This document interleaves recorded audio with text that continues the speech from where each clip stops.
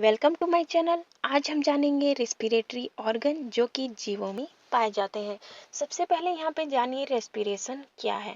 हम सभी जानते हैं कि खाने से हमें एनर्जी मिलती है और इस एनर्जी के प्रोडक्शन के लिए हमें ऑक्सीजन की ज़रूरत पड़ती है और ये जो ऑक्सीजन है वो हमें बाहरी वातावरण से मिलता है और हम रेस्पिरेटरी ऑर्गन्स के थ्रू इस ऑक्सीजन को शरीर के अंदर इनहेल करते हैं। अब ये ऑक्सीजन जो कि शरीर के अंदर पहुंच गए हैं वो अब ब्लड के थ्रू सेल्स तक पहुंचते हैं, वहां पे एनर्जी का प्रोडक्शन करते हैं और इस एनर्जी का प्रोडक्शन के दौरान यहाँ पे कार्बन डाइऑक्साइड भी प्रोड्यूस होता है। अब इस कार्बन डाइऑक्साइड को शरीर से बाहर निकालना जरूरी है क्योंकि ये हमारे शरीर के अंदर कोई काम का नहीं रहता। इस कार्बन डाइऑक्साइड को अब वापस से रेस्पिरेटरी ऑर्गन्स के थ्रू शरीर के बाहर निकाल दिया जाता है और इस संपूर्ण प्रोसेस को यहाँ कहा जाता है रेस्पिरेशन।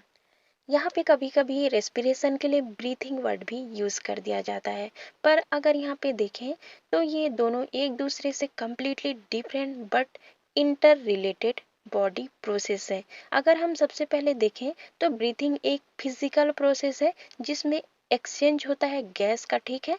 और यहाँ पे रेस्पिरेशन एक केमिकल प्रोसेस है जो कि सेल के अंदर एनर्जी प्रोडक्शन के लिए होता है। ब्रीथिंग में ऑक्सीजन को इनहेल करना और कार्बन एक्सेल करना ये ब्रीथिंग के अंतर्गत आता है। पर यहाँ पे रेस्पिरेशन में क्या आएगा, रेस्पिरेशन में इनहेल क्या हुआ ऑक्सीजन को सेल के अंदर एनर्जी प्रोडक्शन के लिए यूज करना। तो यहाँ पे आपको पता चल गया ब्रीथिंग और रेस्पिरेशन में अंतर।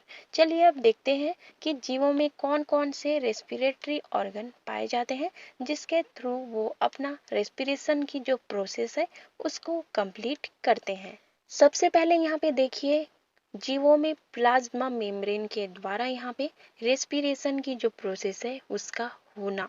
यहाँ पे यूनिसेल्यूलर एनिमल्स जैसे कि अमीबा है, उनमें गैसेस का जो एक्सचेंज होता है वो सेल सरफेस या फिर प्लाज्मा मेम्ब्रेन के द्वारा होता है। इसमें ये ऑक्सीजन को एब्जॉर्ब करते हैं, ठीक है, यहाँ पे वाटर या फिर उनके सराउंडिंग जो एयर है उसके द्वारा, और यहाँ पे कार्बन डाइऑक्साइड प्रोड्यूस करते हैं और उसको प्लाज्मा मेम्ब्रेन के द्वारा ही शरीर से बाहर निकाल देते हैं। तो सबसे पहले क्या हुआ, प्लाज्मा मेम्ब्रेन के द्वारा यहाँ पे जो ऑक्सीजन का इनहेल और एक्सेल है उसका प्रोसेस यहाँ पे होता है।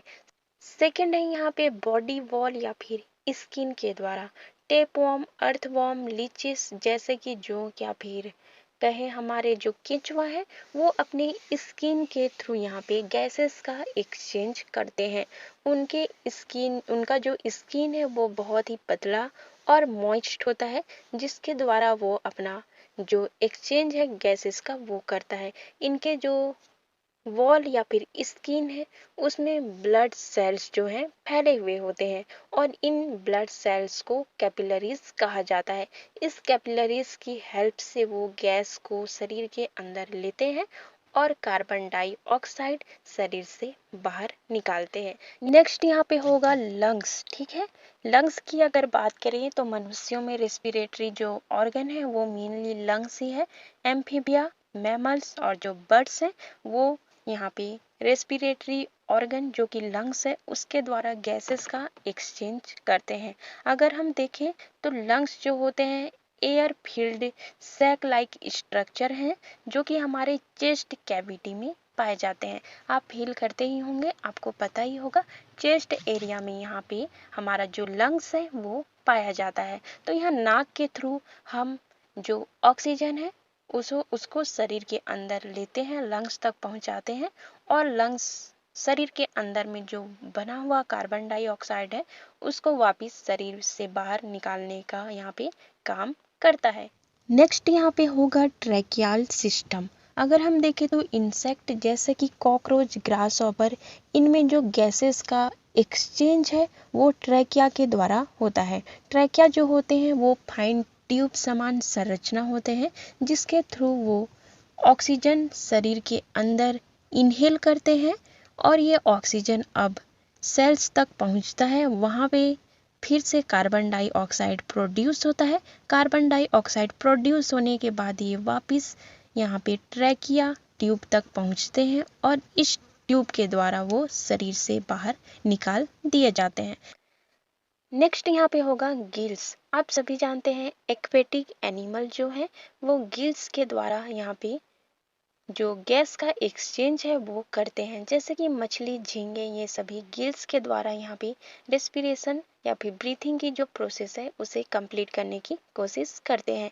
यहाँ पे मछली जब भी मुंह खोलती है वो पानी को अपने मुंह के अंदर लेती है, पंप करती है, और ये जो पानी है अब मुंह से होता हुआ गिल्स चैम्बर तक पहुंचता है। यहाँ पे गिल्स चैम्बर में जो ऑक्सीजन घुला हुआ है पानी के साथ उसे एब्जॉर्ब कर दिया जाता है और उस वाटर में ऑक्सीजन की जगह पे कार्बन डाइऑक्साइड यहाँ पे डाल दिया जाता है।